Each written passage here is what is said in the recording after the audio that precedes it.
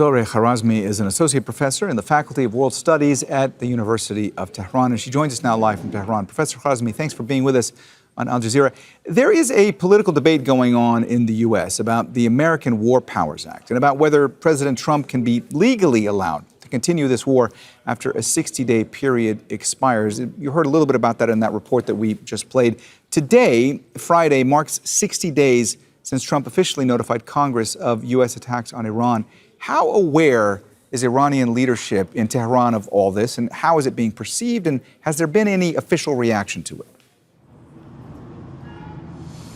When it comes to Iran, being Democrat, being Republican, doesn't really matter. And the Iranian perception is that the American government, the lawmakers, are not really representing Americans, because 3 out of 5 Americans are not supporting the war against Iran, but we think that maybe this time would be extended again for Trump to keep on the war, and actually this unprovoked, illegal and illegitimate blockade, and even the military escalation is very imminent, as the Iranians understand the military buildup of the Americans in the region. The sort of hybrid, actually, military act is very much expected in Tehran, based on the observations in the region. Particularly, the blockade has made the situation very tense.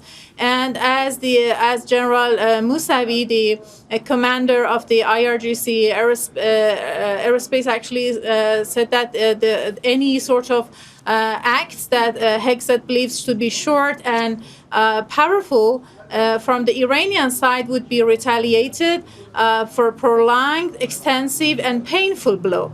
So I think that Americans cannot have the cake and eat it too. They may start another sort of adventure in the region, but it would be very extensive in framework.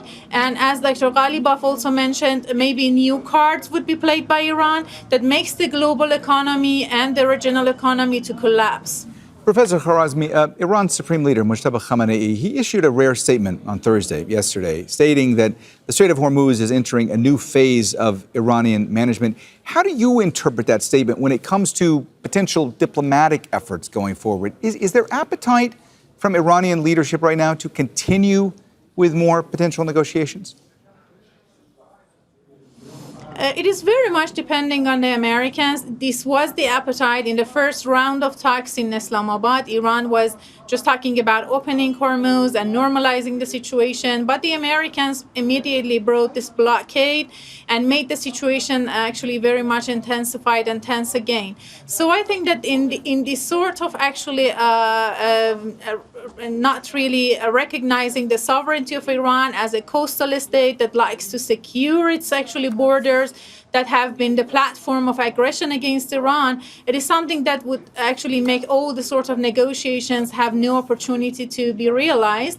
But I think that even it's something that, last night we had the interceptions in Tehran working against the drones, and as I said, the military buildup, lots of assets of Americans have been brought to the region, Marines, the airborne forces, the Delta forces, aircraft carriers, assault ships. So it doesn't actually look that Americans are really looking for negotiation. But anyway, pressuring Iran would not bring Iran into concession and capitulation, as the experience has indicated. All right. Zohreh Kharazmi is an associate professor in Faculty of World Studies at the University of Tehran. She was joining us there live from Tehran. Professor Kharazmi, thanks for being with us here on Al Jazeera. We appreciate your time.